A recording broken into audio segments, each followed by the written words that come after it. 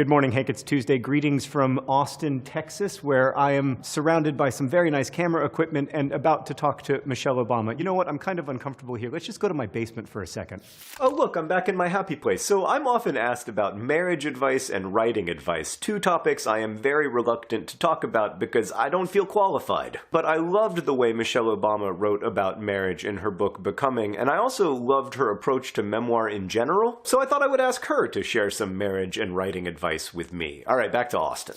Hi. Hey. It's very nice to see you. I thought the way you wrote about marriage in this book was absolutely astonishing and brilliant, and it really resonated very deeply with me because when my book, The Fault in Our Stars, was published, my life became very different very suddenly, not on a becoming president level, but different. And so I wonder if you could talk about the challenge of that and how you found a way to live with it. Barack and I talk about how valuable it was that we were older in it.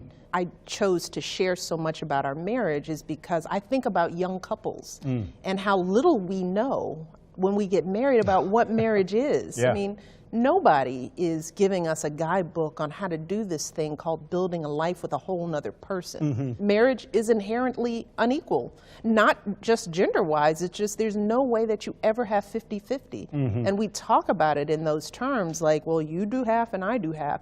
Life isn't that clean. People think about me and Barack as hashtag relationship goals. And usually when you have couples like that, all you see is the good stuff. You see the fist jabs and the loving touches and the moments that, you know, make people think, oh, aren't they great? But to me, I felt like if I'm not telling you how hard it was, I'm not being honest with you about what you need to do to build this thing that we have. Right. And one of the things I really loved about Becoming was the resonant details, especially from your childhood, that reflected larger parts of your story. In second grade, you know, needing an advocate because you were in a class with a bad teacher who was in way over her head. I want to know how you pick those resonant details. Is there a secret?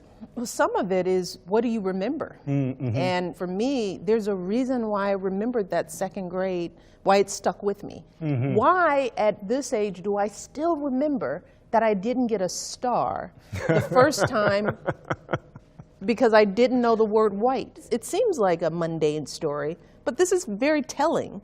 It's a truth about me that has been consistent since I was 4 or 5 years old. Why did I carry those stories with me all the way to and through the White House? I don't worry about the stuff I don't remember. I try to find the value in what does stand out. We all remember maybe 10 good stories from our childhood, and they all have meaning. We just have to value them enough to take time to nurture them and sit with them and understand why did they stick with us. Yeah, that's super helpful, and thank you so much, and it is such a pleasure to meet you, and thank you again for your extraordinary book. Thank you. Thanks so much.